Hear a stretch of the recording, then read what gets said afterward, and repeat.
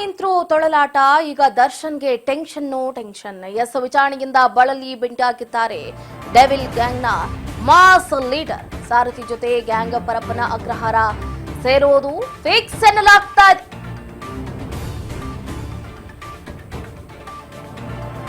S, ಇಡೀ ರಾಜ್ಯ ಅಷ್ಟೇ ಅಲ್ಲದೆ ರಾಷ್ಟ್ರ ದೇಶದಲ್ಲೂ ಕೂಡ ಬಹಳ ದೊಡ್ಡ ಮಟ್ಟದಲ್ಲಿ ಚರ್ಚೆಗೆ ಗ್ರಾಸ ಆಗಿರುವಂತಹ ಸುದ್ದಿ. ಕನ್ನಡದ ಸ್ಟಾರ್ ನಟ ದರ್ಶನ್ ಅವರು ಕೊಲೆ ಪ್ರಕರಣದಲ್ಲಿ ಭಾಗಿಯಾಗಿರೋದು. ಈಗಾಗಲೇ ಕೊಲೆ ಪ್ರಕರಣದ ತನಿಖೆ ಬಹಳ ಚುರುಕಾಗಿ ನಡೀತಾ ಇದೆ. ಈ ವಿಚಾರಣೆಯಿಂದ ಬಳಲಿ ಬೆಂಡಾಗ್ಬಿಟ್ಟಿದ್ದಾರೆ ಡೆವಿಲ್ ಗ್ಯಾಂಗ್ನ ಲೀಡರ್. ಸಾರಥಿ ಜೊತೆ ಯಾರ್ಯಾರೆಲ್ಲ ಶಾಮೀಲ್ ಆಗಿದ್ರು ಆ ಗ್ಯಾಂಗ್ಗೂ ಕೂಡ ಪರಪ್ಪನ ಅಗ್ರಹಾರದ ಸದೃಶ್ಯವನ್ನ ತೋರಿಸೋದಕ್ಕೆ ಎಲ್ಲರೂ ಕೂಡ ಈಗಾಗಲೇ ರೆಡಿ ಆಗಿದ್ದಾರೆ.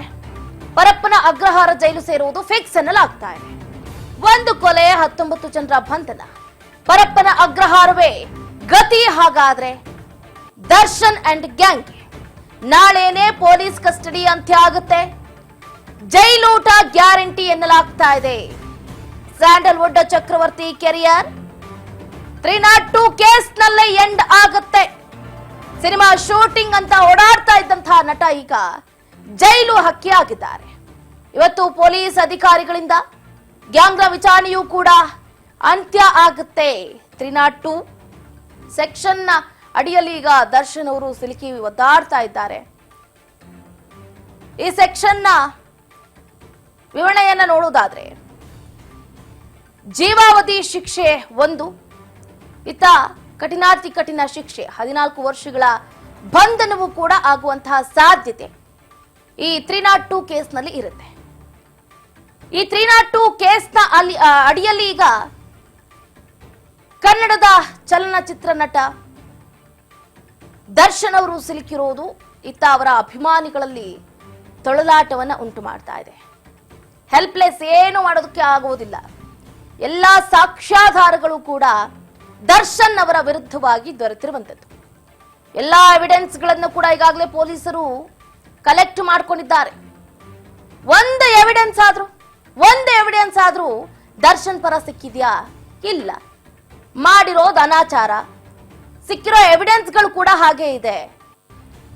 ಕೊಲೆಯಾಗಿರುವಂತಹ ರೇಣುಕಾ ಸ್ವಾಮಿಯನ್ನ ಬರ್ಬರವಾಗಿ ಹಲ್ಲೆ ಮಾಡಿರುವಂತಹ ವೆಪನ್ಸ್ಗಳು ನೋಡಿದ್ರೆ ಒಂದು ಕ್ಷಣ ಶೇಕ್ ಆಗ್ಬೇಕು, ಹಂಗಿದೆ ವೆಪನ್ಸ್ಗಳು. ಬೆಲ್ಟು, ಅವು ಸೊಂಟದಲ್ಲಿರೋ ಬೆಲ್ಟ್ಗಳು ತಗೊಂಡು, ಕ್ರಿಕೆಟ್ ಆಡೋ ಬ್ಯಾಟ್ ತಗೊಂಡು, ಶೆಡ್ ಅಲ್ಲಿದ್ದ ದೊಣ್ಣಿಯನ್ನ ತಗೊಂಡು,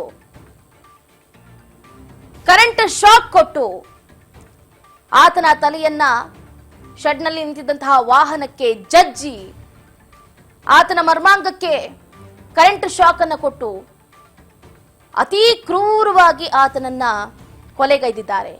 ಬರೋಬ್ಬರಿ 3.5 ಗಂಟೆಗಳವರೆಗೂ ಕೂಡ ಆತನಿಗೆ ಚಿತ್ರ ಹಿಂಸೆಯನ್ನ ಕೊಟ್ಟು ಕೊಲೆ ಮಾಡಿದ್ದಾರೆ. ಈ ಆರೋಪದ ಅಡಿಯಲ್ಲಿ ಈಗ ದರ್ಶನ್ ಅಂಡ್ ಗ್ಯಾಂಗ್ ಸಿಲುಕಿ ಒದ್ದಾಡ್ತಾ ಇದೆ. ಇಲ್ಲಿ ತಂದಿಟ್ಟು ತಮಾಷೆ ನೋಡಿದ್ದು ಪವಿತ್ರ ಗೌಡ, A1 ಆರೋಪಿ. A2 ಆರೋಪಿಗೆ ಇಷ್ಟು ಶಿಕ್ಷೆ ಅಂತಂದ್ರೆ A1 ಆರೋಪಿಗೆ ಎಷ್ಟಿರಬಹುದು? ನಾಳೆ ಕಸ್ಟಡಿ ಅಂತ್ಯ ಆಗುತ್ತೆ. ಆಡಿರುವಂತಹ ಆಟ ಕಂಪ್ಲೀಟ್ ಆಗಿ ಕಸ್ಟಡಿಗೆ ಅಂತ್ಯ ಆಗುತ್ತೆ. ನಾಳೆ ಎಲ್ಲಿದ್ರು ಹೇಗಿದ್ರು ಪರಪ್ಪನ ಅಗ್ರಹಾರ ಜೈಲು ಸೇರೋದಂತೂ ಕನ್ಫರ್ಮ್. ಅದರಲ್ಲಿ ಯಾವುದೇ ರೀತಿಯಾದಂತಹ ಅನುಮಾನ ಇಲ್ಲ.